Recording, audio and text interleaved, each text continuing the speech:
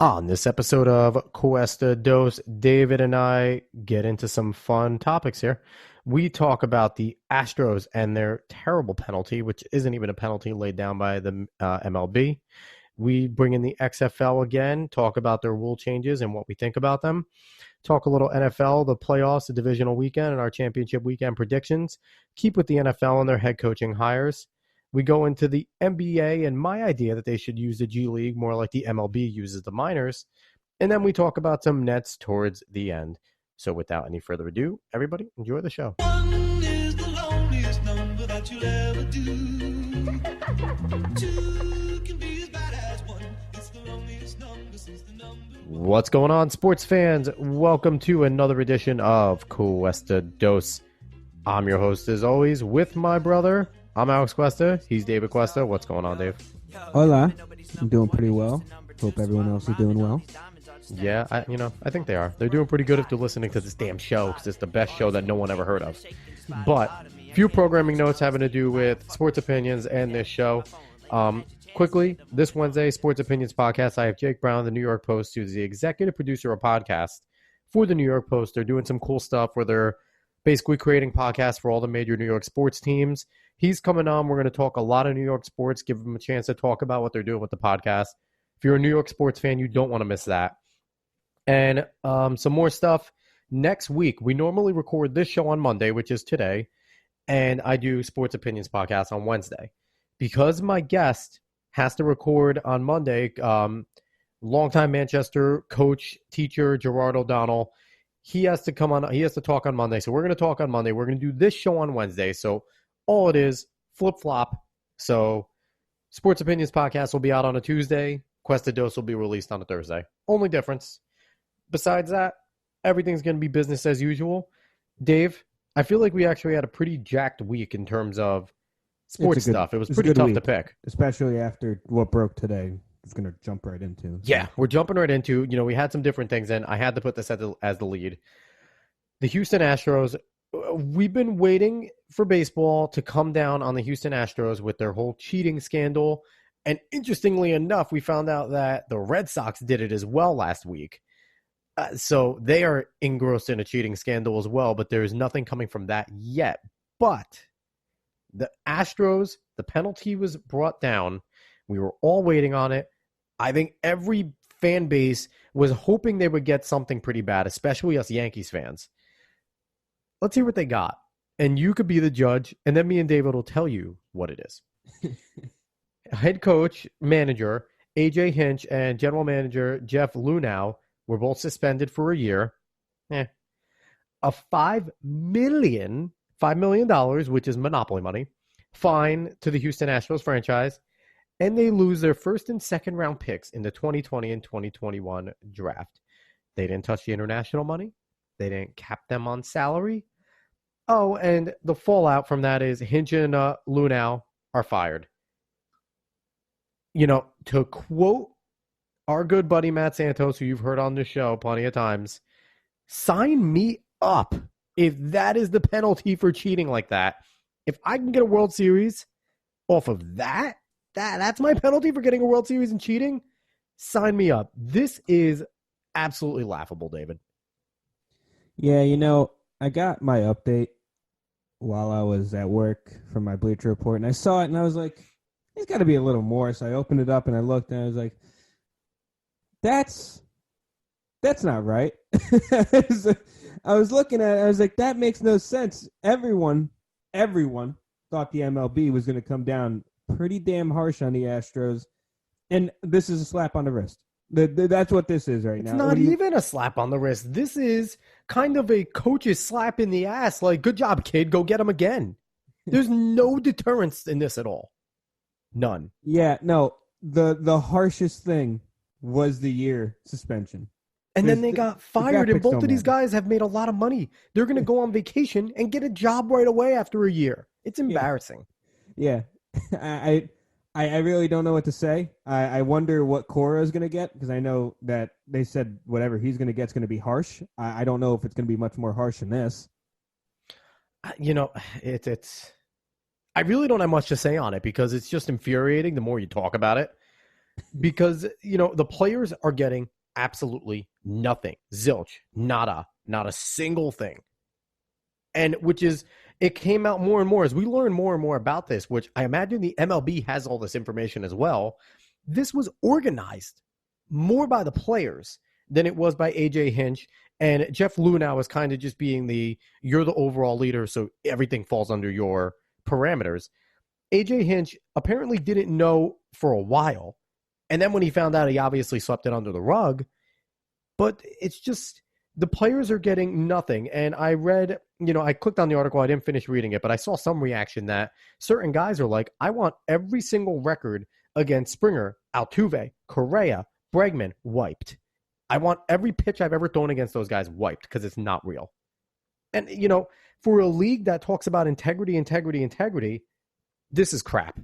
Absolute crap. There's no integrity in this. Yeah, no, just doesn't seem like they really cared too much about giving the penalty that everyone seemed to expect from them.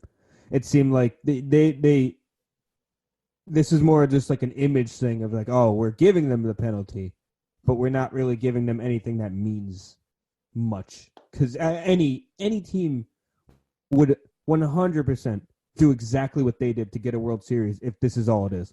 Exactly. And, my final take unless we get something new coming next week, my final thing on this is right now, I get it. The MLB is hurting. They're hurting behind basketball and baseball. So I was telling some of the buddies in the group, and I stand by this, they're not going to hurt the players because the players are what makes them money and is what is keeping them the third strongest sport in the nation. This can only be fixed if you die hard, quote unquote, integrity loving, unwritten rule psycho fans stop watching. You guys are the ones that can make the difference, not me and David, who are Yankees fans, and I pay attention to more games, I think, than you do, Dave, but you do like baseball, you do like the Yankees, but we're not the diehard fans. It's up to the diehard fans that watch every single game, that have their scorecards, that are the, unwritten rule types of guys and girls. You guys need to turn off the sets. You need to not buy tickets. If that doesn't happen, then this is exactly what's going to continue to go on. Just softball type of stuff.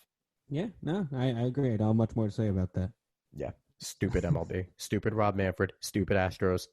Hate it. Hate it. All right, we're going to move on Hate from it. a league that didn't seem to do the right thing today to a league that came out with new rules, the XFL. I know I've been pushing the XFL pretty hard on here. Hey, it's second in the slot today. We're trying to push it ourselves in the whole show. Let's do it.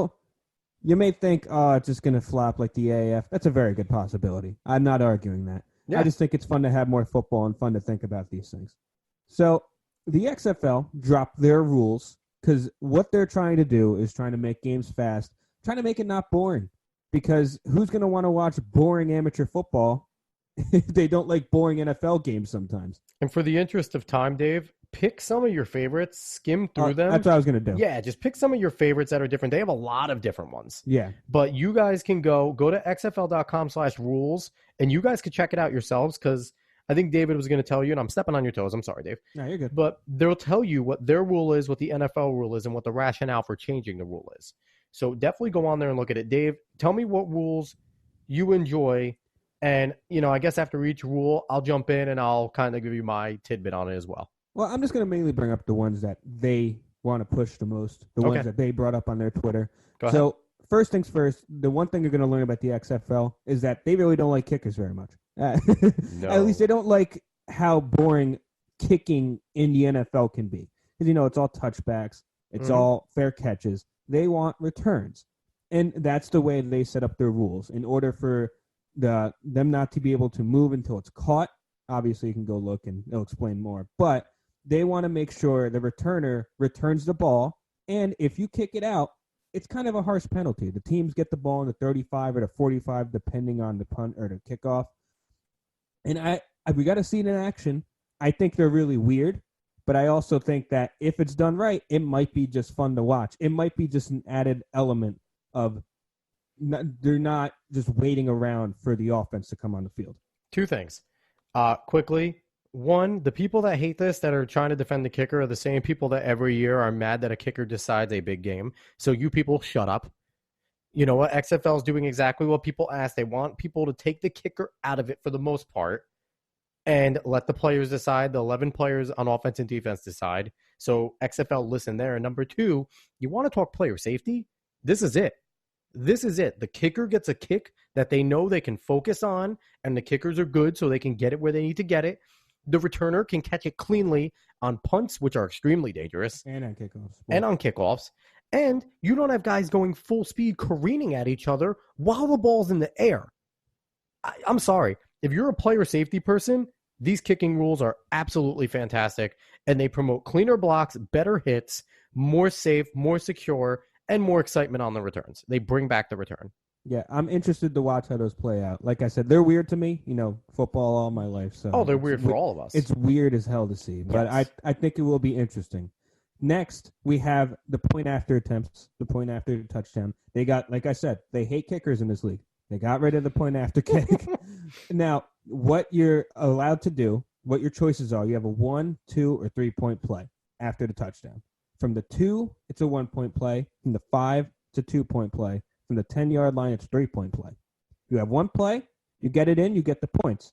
The defense somehow picks it off or gets a fumble and brings it back, they get the points. But it's meant to be quick, it's meant to add more points, and it's meant to, they're trying not to have ties. That's also a reason for that. Yeah, and I think it's great because bottom line is we're talking about how they're ragging on kickers. They're beating the NFL at its game. The NFL's been trying to phase out kickers in a tasteful way for years. This right here, the extra point, they already have tried to phase out the kicker. They brought it back to make it a more legitimate field goal, which we've seen kickers struggle. So it's only a matter of time before the NFL gets away from them and does something like this. There's already been talks about forcing a 2-point conversion instead of a field goal. This is a little more innovative, and it allows for more strategy. And if a team needs 3 instead of 2, or that the strategy comes in here, and I think it's going to be fun to see coaches how they handle the strategy aspect of this. Yeah. All right, we have 2 more. All righty. We're going to go to the overtime because the one after that is my favorite one because I love the other one. Overtime, it's a shootout. Think of soccer, think of hockey. Each team gets 5 chances from, I believe, the 5-yard line.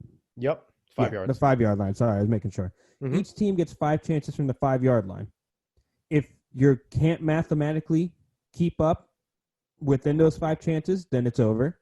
If it's tied, you each get a chance until one makes it and one doesn't. And they're 2-point conversion each, so they only count for 2 points each. They don't count for full touchdowns. Yes, it is no full. It's not full touchdown. It's all 2 points, and it's meant to be quick. It's meant to make. No one's going to complain about this overtime. Everyone has a chance. You have multiple chances. David, the trick plays that we're going to see, the innovation we're going to see from this. Yes, you know what? I'm talking all this up. I want to look on the positive. Yes, this could be an utmost total disaster, but just seeing what they're trying to do, I'm telling you right now, the NFL stole a lot from the XFL the first time when it was a joke. This time when it's serious, if the XFL folds, we're going to see a lot of these rules go into the NFL. And this is another one I like. Like you said, everyone gets a chance. The 5-yard line should be exciting. There's no reason why pro players can't score 3, 4, all 5 times from the 5-yard line. Yeah. And the defenses actually get a shorter field. So it really does it's a great thing to see. There, I like the attempt at something new. Yeah, it's a mixture of the shootout in soccer and hockey and college ball. It's that simple. Yep. I think it's a good way going forward, especially with the way people complain about the overtime in the NFL. Definitely. All right. Final one, Dave. Final rule, my favorite one, because of how creative teams could possibly be with this, is a double forward pass. Yep. Now, the double forward pass, you're only allowed to do it behind a line of scrimmage. And what this means, if you don't understand this, in the NFL and college football, you can only pass the ball forward one time. So you can only throw it ahead of you one time to one person.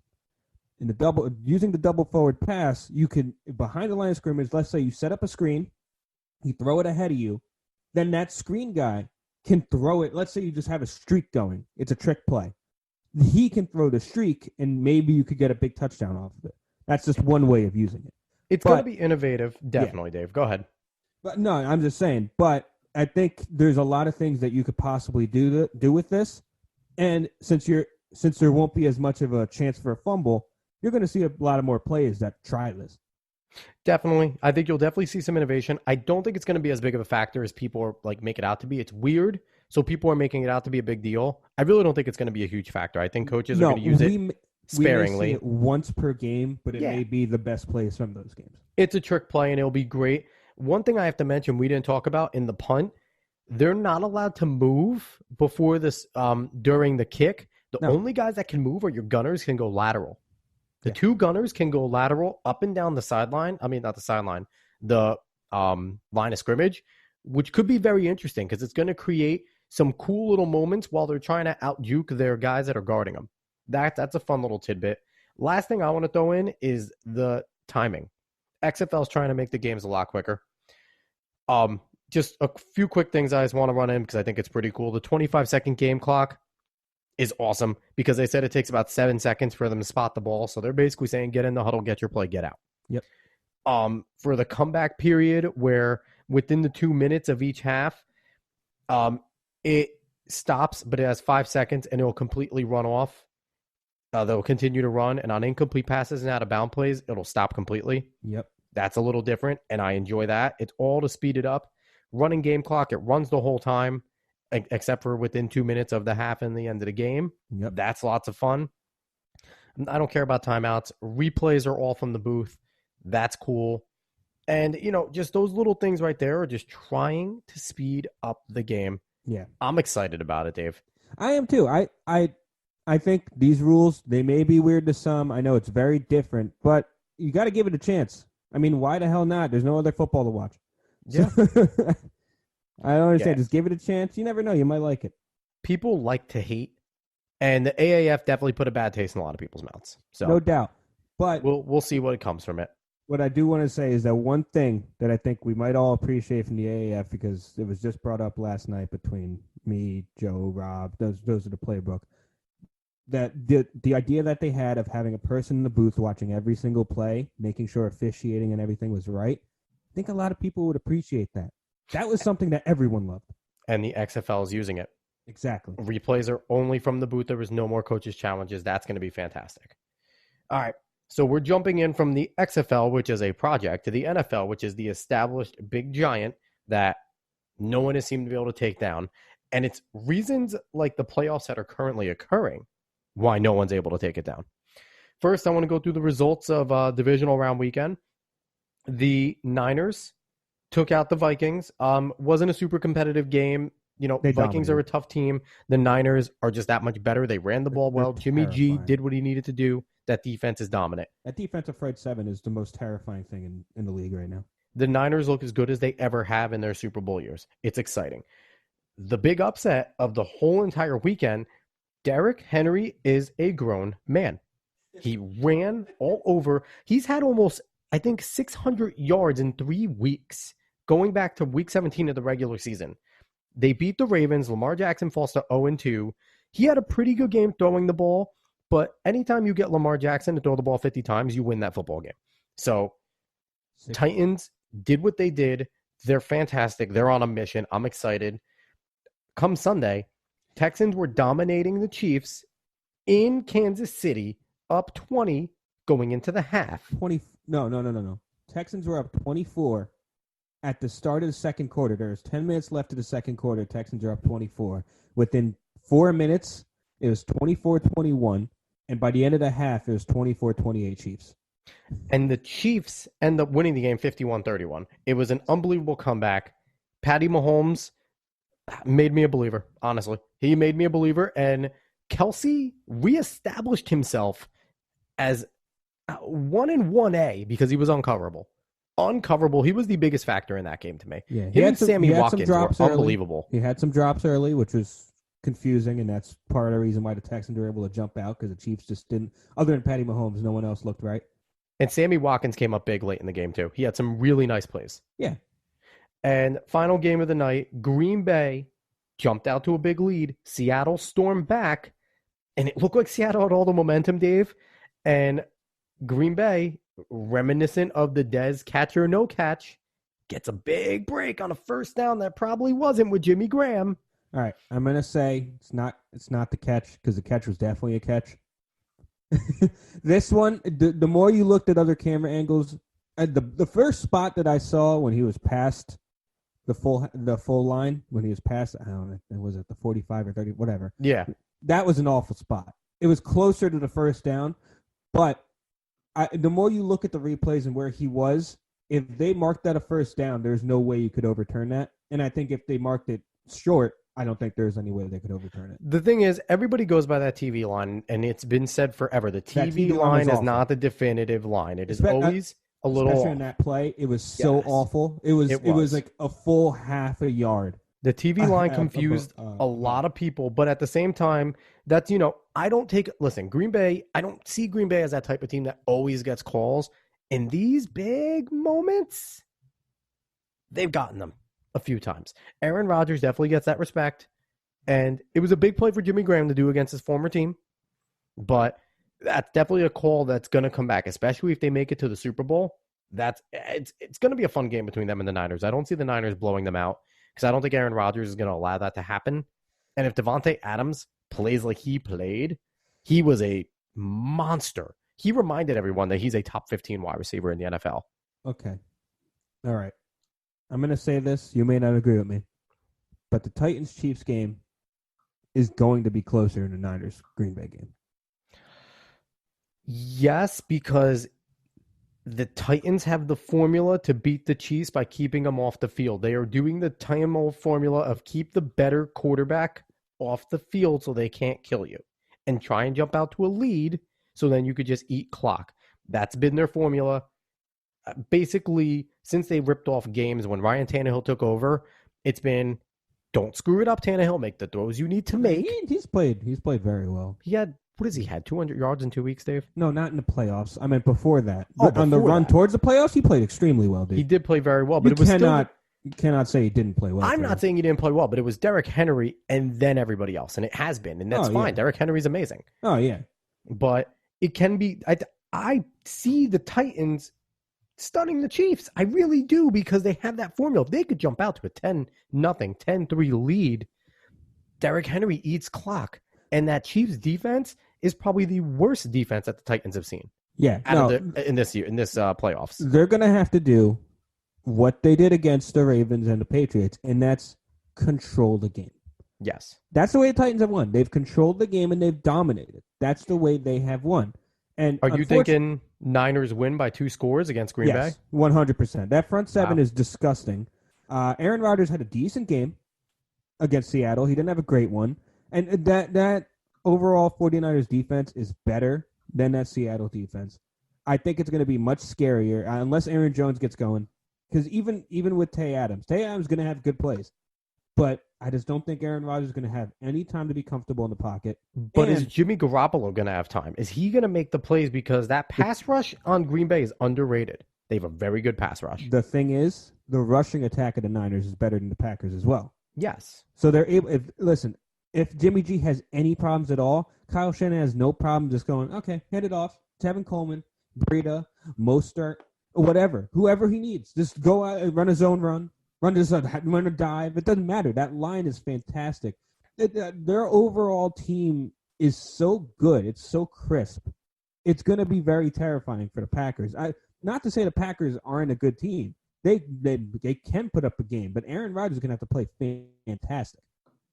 So before we move on, what are your official picks for championship weekend?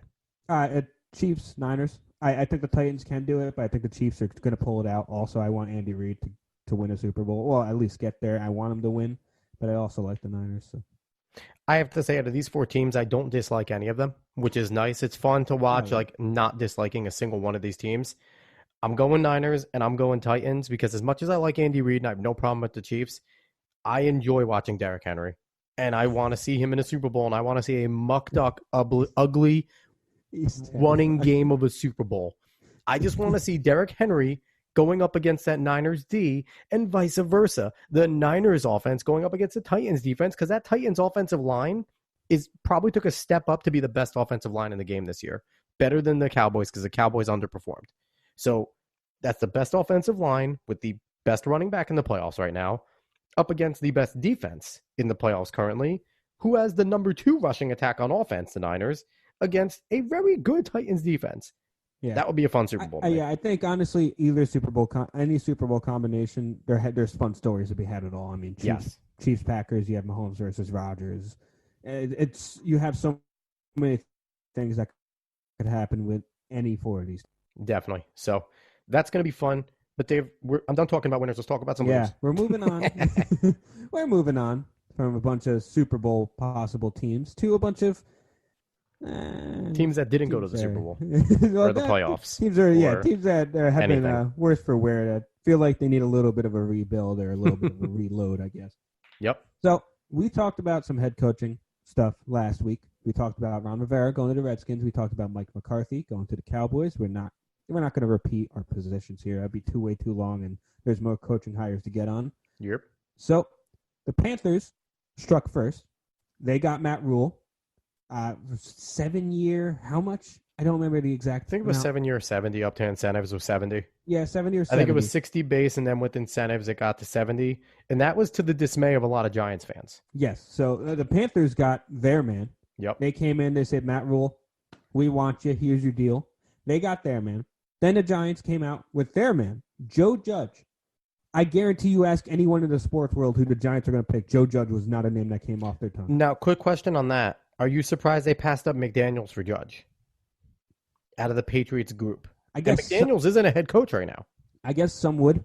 My thing about Josh McDaniels since the whole Colts fiasco is that no one should ever want to pick him up again because I can't trust the man. I'm sorry. His offensive talent can't be denied. I don't care. When you set up a whole coaching staff, when you set up everything, and then you just jump ship like that, I'm sorry. I'm not trusting you. You had the most talent in the world. Screw you. You're not a part of the culture. Tell me he doesn't look smart with the Andrew Luck retirement now, because he would be stuck down there with Jacoby Brissett, who really played like crap the last 2 months this year. Listen, Frank Reich did just fine with that team. Josh McDaniels could have done just fine as well. Listen, if you think that, I'm just not going to take it just because I guarantee you right now, he didn't know Andrew Luck was going to retire. He didn't. He had ESPN.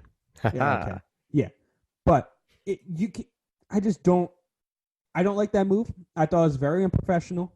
I know people still love him, but I thought it was extremely unprofessional, and I wouldn't want that in my organization. I got nothing against him. He got cold feet. He saw a franchise that was in a potential rebuild against a franchise he could win another championship with and grow a little more under the best coach of all time. I'm not going to hold him completely against it, but maybe I'm a little less moral than you there. All right, and finally, last one that happened, the Browns got their guy, Kevin Stefanski. A lot of Browns people didn't like that. I follow some of them on Twitter. They were not happy.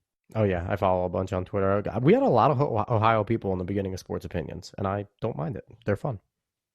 Yes. Yeah. Yeah, they're a lot of fun. And I saw one try to eat more nuggets than the Nuggets scored against the Cavaliers, but that's not here nor there. So overall, these coaching hires are different, much more different than Mike McCarthy or Ron Rivera. I question 7 years, $70 million from Matt Rule. I don't know if he's going to be able. He may be very good, but I'm not entirely sure. I mean, right now you have Kyle Allen as a starter. Hopefully Cam comes back and looks. You know what? The Panthers did what they had to do because the rumors were all he wanted the Giants job, and that was his dream job. So the Panthers did what they had to do to get a guy that they thought was going to do the job. And you know what? Fair. We all talk about money being this, money being that. It's not our money, number one. And number two, this doesn't hit the cap. The owners don't care. The owners do not care. That's 100% fair. No, that is fair. I just don't like being stuck paying for a guy if he didn't turn. They're not. Coaches are different. That's true. They'll take that to litigation and they'll just throw him away. These guys have billions of dollars and great lawyers. You know what? If they fire Matt Rule tomorrow, they'll be like, you didn't coach. Oh, but you owe me 60 base. We owe you nothing. We'll give you $1 and a Snickers. Go away. And they'll get away with it. We forget these are billion-dollar organizations. So yeah, that's fair. I don't feel bad for them. That is fair. That is fair. Okay, Joe Judge. Joe Judge was the most interesting move to me because we had a nice debate on that in the group. Yeah, I know a lot of people don't like the move. I know a lot of people might like the move. I see it from this Giants perspective that they're playing a long-term game. They want a younger coach that they think could work out, coming from a winning organization. Maybe can implant that there, and they're going to keep him for a bit. You know that 100%. They're going to keep him for a bit because you don't get a young guy to just throw him away. And the fact that they didn't let go of Dave Gettleman, I guarantee you right now, a part of this is nothing bad about this, but I guarantee you right now, a part of it is you don't want to get a veteran head coach that may not go well with Dave Gettleman, because it's hard to marry these head coaches and these GMs. You get a guy like Joe Judge, who no one knows the name of, no one knows who he really is, like in sports media, maybe in some organizations, yes, but you get him. Probably outside of New England, nobody knew who he was. Exactly. But you get him, and it's a much easier pairing with Dave Gettleman, because Joe Judge isn't going to come in to the Giants organization and say, okay, I really hate this guy. He's not going to have any leverage. He's not going to have any leverage. The only thing that I think with Joe Judge, too, is Dave Gettleman definitely probably had a say. He said, I listened to the fan, and they talked to him. I think it was, I forget who I was listening to. I think it was Evan and Beningo in their new slot. They had Gettleman on, and they asked him, is this coaching decision all yours? And he said, hell no. Mara and Tish are involved. Steve Tish, and they're involved 100% with me. We're making it together, and the president as well. I guarantee we're going to look at this. Everyone hated the Daniel Jones pick, and Gettleman had his fingerprints all over it. Joe Judge might be a guy. Gettleman is a gut guy. He's an old school guy, where he just sat there and in the interview looked at them and was like, I got a gut. This kid could be a great coach. Take a shot. I'll stake my job on. I took my job on Daniel Jones. Look at him. I staked my job on taking Saquon at 2. Still jury's out there, but Daniel Jones is working out so far. I think this is a Gettleman. I'm going by my gut. Fire me if I'm wrong type of thing. I want Judge. I think we can work well together. That interview was awesome. And they trust him. They obviously trust Dave Gettleman right there. So, and, I was going to throw in a quick thing about an article I read about the lack of minority coaches hired him. I don't even want to get into that angle, Dave, because you know what? I don't even care about the time aspect of it because I have time to talk about it. But it is such a lazy angle that no one should take that angle. Bottom line is, don't say, if you think that the organizations and the owners are racist and that's the reason why they're not hiring black coaches, I feel sorry for you. They hire who they think is best for the job. The Rooney Rule has extended and has definitely made minority coaches, a better option and more noticed, deserved, because, there are a lot of good black, Spanish, whatever nationality coaches out there. And as I look at rosters, there are many different nationality coordinators there who maybe they don't interview well. Or, you know what? Maybe that owner is racist. Bottom line is they own the team. And complaining about it in an editorial article is not going to get anywhere. You know who's getting somewhere? Jay-Z. Putting his money where his mouth is, trying to get in and buy a team. Because I guarantee he sees the same problem as you, but he's doing something about it. And public outcry, like you wrote in your article, I'm not even going to name you because I don't care that much, but your public outcry, your social media mob is embarrassing that that's the way you want to go about it. So, Dave, I really don't want to get into it too much, but I hate that angle. I think it's a stupid, lazy angle. So, that's fair. I don't need to argue that. All right. So we're going to move on to something that I think is pretty innovative and that the NBA needs to consider, switching gears to basketball. I look right now, we just saw, me and you as Nets fans, we had an issue last week with the way that the Nets communicated Caris LeVert and Kyrie Irving's injuries, because everything was very closed and under wraps. And Caris LeVert came back, and something that Kenny Atkinson is known for is when he starts his guys, he likes to do them in light minutes and possibly bring them in off the bench. Even though Caris LeVert, highly regarded our second or maybe now third best player with Dinwiddie's play, he's highly regarded one of our better players, and he's been coming off the bench. Part of that's Dinwiddie's play, but part of that is Kenny Atkinson's style. One thing that's different that the MLB does that nobody else does is that their farm teams that they have in their minor systems are used when players are injured.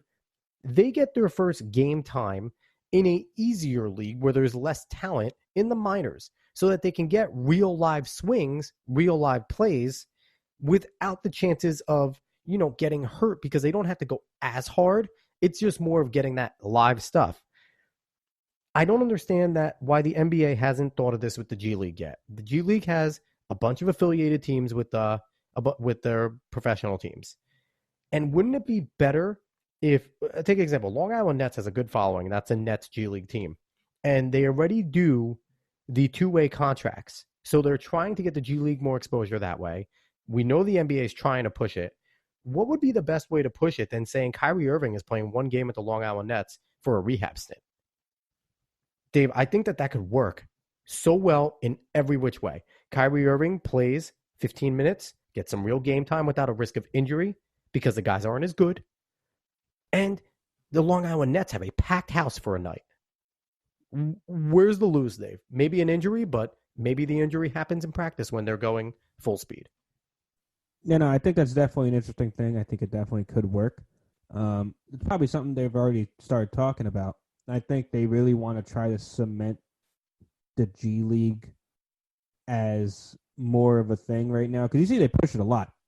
They push it a lot, and they want to cement the players that they have and all the two ways that the way that works first before they start doing that. Because the G League is still relatively new. Well, just also, but though, how good would it be also for these young guys to have to sit there and, even if Karis LeVert comes down and plays a G League game or two, that these young guys can legitimately see, you always know, okay, those are the guys on the main roster. And the two-way guys get to feel it because they play in NBA games every once in a while, and they practice with these guys. But if you sit there and a Karis LeVert comes in and practices for a week with the Long Island Nets, and then he suits up in a game, and then you just see whoa, so this is what it takes to be a 20-a-night guy in the NBA. Holy crap. I got to work this much harder. It could be such a good ripple effect for all the young players, too. And could also force more kids to want to get away from college and go in the G League because of more exposure there, if that happens. Oh, yeah, no doubt. But I'm just saying that, I like I said, I think they've already thought of doing that, and I think that's definitely something that's going to be coming in the future. Actually, no, maybe not. I don't know. They love their load management now, so we'll see. Stupid. But you see how much that the NBA does love their G League. I wouldn't doubt that they thought of that because they so many players now in the NBA have come from the G League, and more coming and being good in the NBA, like providing a lot of good minutes and a lot of star power in some of them. So I can see that in the future. I just think that they want to cement some other things first within the organizations or within the league before they start moving around people like that. Well, stop cementing it and do my idea because it's great. Alex has spoken. All right, that's fair. That's fair. Finally, we're going to end on our NBA team, the team we're a fan of, the Nets. And some interesting things happen with the Nets. First, I'm going to start off with KD. KD was very active on Twitter. As he is every once in a while. Every once in a while. He felt like he had time. And he's never boring. Never boring. Yeah, he definitely had time recently. I can't remember the reporter's name. He was verified. He had a blue check mark. I can't remember his name. But he said something about the Nets losing streak. No one cares in New York, yada, yada, the usual thing. And KD basically said, who cares if none of that helps you put the ball in the basket? That was basically the whole argument between him and every single person that was a Knicks fan that he was arguing with. Yep. Who cares? As long as it doesn't put the ball in the basket, I do not care. Mm-hmm. That was his argument. And then he got into an argument with Kendrick Perkins because Perkins said that Russ is the best player to ever play for the Oklahoma City Thunder. And KD wasn't the first one to respond to that. I can't remember it yet again. Can't remember who it was. They responded and said, come on, Russ. Like, KD was so good over there. Then Kendrick responded to that. And then KD finally responded to Kendrick, basically calling him out. They called each other out. And they had a little handshake emoji at the end of it. I feel like it wasn't that serious, but it was also pretty funny. Yeah, a few things with this. KD also made one comment about, I think the reporter said something like, man, or person said to him, like, this is the guy that passed up a chance to be on the Knicks and this and that, and the Nets will never be the Knicks. And he was like, so? What's so wrong with the Nets never being the Knicks? To me, that's a good thing, basically. Like, so, with this one, I have KD's back a lot. he went low on Kendrick Perkins when he talked Sure about, did, my son. center averaging He 2 sure and 3 did, son. in the finals. And that to me, I was kind of like, Crazy honor. keep that stuff in the locker room. Like, don't go at the man's career. Kendrick Perkins was a very good center for that team. He wasn't the dominant big scorer. He did the dirty work stuff. Oh, yeah. So Yeah. I like Kendrick Perkins. And KD definitely said, I think in a tweet later, like, I love this energy. This is the type of stuff. This stuff don't leave Twitter. It's all ball talk. So I think even him there was basically his way of saying to Kendrick, like, it's no hard feelings. This ain't it's real. nothing personal. This ain't Listen, real. This is just a spat. If I see you, I'm going to dap you up. Type of all that happened. Listen, Kendrick went after him for leaving after being up 3-1 and losing to the Warriors, and then he went after him for saying that for not being a good he said you basketball weren't player good in the enough finals. in that series. That's what it was. That's what he said. He said you weren't good enough in the series, and you know what? They're both just going at each other. It was just they were just being mean to each other. They like each other. I think I do like was that KD personal? defending Brooklyn already. Defending Brooklyn like he's been here for years. Defending Brooklyn like he really wants to be here. I get it. A lot is for him and his own legacy. A lot of this is selfish. But seeing this Knicks fire that comes at him, I think only makes him want to help get the Nets a championship more, which is good for us Nets fans. Yeah, well, yeah. And one thing that I've seen a lot with KD, because, I've been paying attention to him more since he's on the Nets, is that he legitimately doesn't care about anything but basketball. No, he's a ball guy. Literally only basketball. Remember one time I saw him tweet a reply like, what the hell are you bringing in graphs and stuff to talking about ball, man? Like, what is wrong with you? Yes. And that's just how he is. That's how he is. All right, we're going to move on from what KD did on Twitter to actually Nets on the court. Kyrie is back. There was time where it looked like Kyrie was just going to pack it in for the season. Nets fans were very worried. Talking about getting surgery and for 3 months being out. Yeah, exactly. 3 more months. Yeah, but now Kyrie's back. He was extremely efficient against the Hawks, dropped 21. He shot 90%. In 20 minutes. In 20 minutes, and we routed the Hawks as we felt like we should. Yes. Which was a great thing to feel. I think we're already seeing what a star returning like Kyrie feels like and what it could look like, more or less. And it looked like the fact that the Nets had established a hierarchy with Dinwiddie already there, and then Dinwiddie being willing to take as big of a step back as he did. Yeah. He was, he took a step back early, got aggressive in the middle, and then sat. I don't know what the end of the games are going to be like, but Dinwiddie was aggressive when he needed to be. And he was setting up guys and being more of a point guard than he was a scorer in the beginning. So it was basically essentially like Kyrie was the 2 and Dinwiddie was the 1, which is something me and you discussed a month ago about. Yeah. So it was interesting to see there. It's the Hawks, and they were without Trae Young, so I'm not taking much from it. No, but you blew them out like you were supposed to. Yes, and that's the thing. Observation, the best players shoot the mid-range and shoot it well, period. Yeah, because it's always open. Yeah, you see Kyrie there. Does Kyrie turn down an 18-footer? And that's the thing that I see, even with Spencer. Caris LeVert doesn't. And Caris LeVert, I think, wants to be a great scorer in the league. Even with Spencer has wide-open 18-footers, and he won't take them. I think that separates the guys that are amazing scorers that are going to get 30, 40, 50 because they take those wide-open shots and are confident enough to take them and don't listen to the stupid metrics. Oh, yeah, no, because they're left open because most people that aren't great scorers are going to miss them. That's the whole thing. And that's why you see the great scorers hit them, because they're always going to be open. No matter what, you're going to find a way to get those open. And if they're not, then a drive to the lane is going to be open, or a three-point shot's going to be open, or just a pass. Well, so you look at it: Harden, Kyrie, KD, LeBron James, all of them. They take their mid-ranges if they're open. Exactly. That's the whole thing. But all in all, we see a lot of ecstatic feelings about the Nets from Kyrie coming back. Rhodey is showing up. I love the way Rhodey's playing recently. Yep. He said himself that the domestic stuff got to him, but he's starting to get his stride back, and you could see that. Yeah. And can we give props real quick?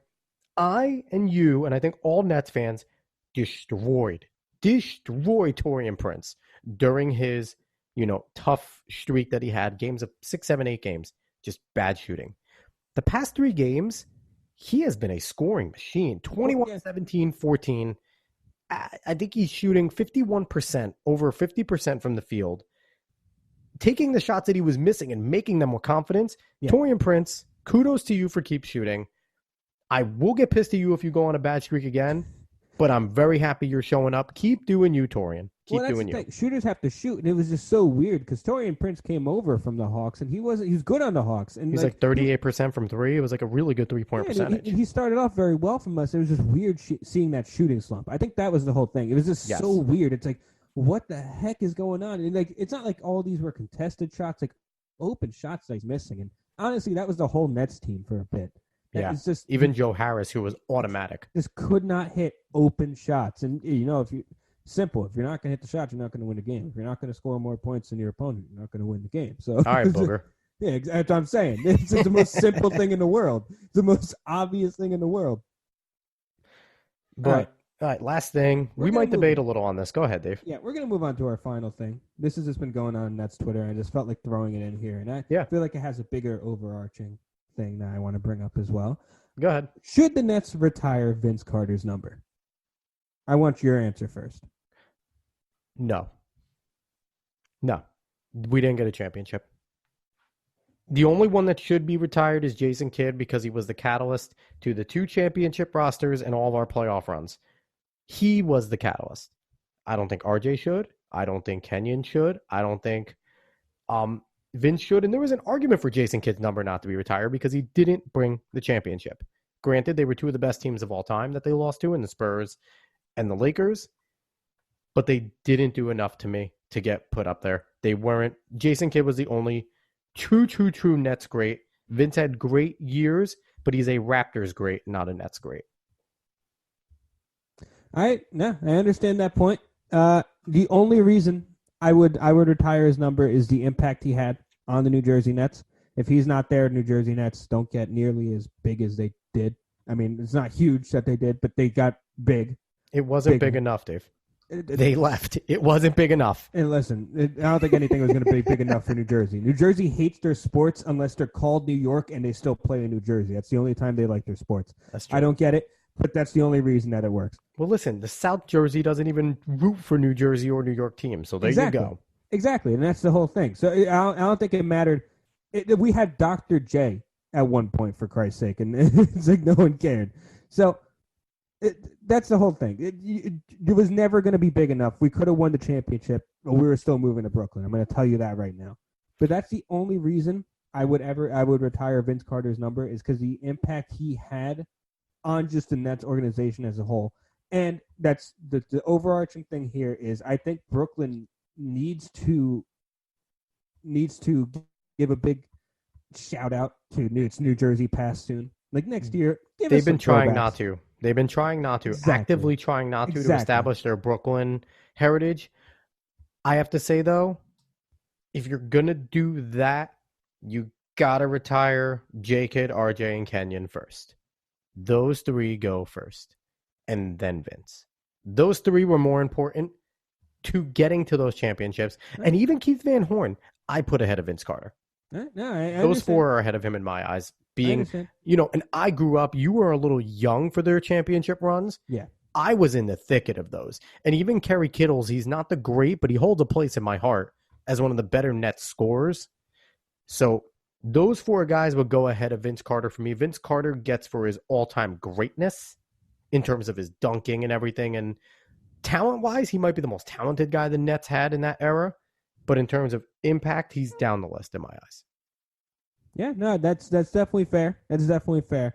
But I just think it comes to a point where the Nets, the whole Bed-Stuy jersey now, like, is annoying. I get what you're trying to do, but dude, give us a throwback. Come on, just give us a throwback jersey. There's a lot more to Brooklyn than Bed-Stuy.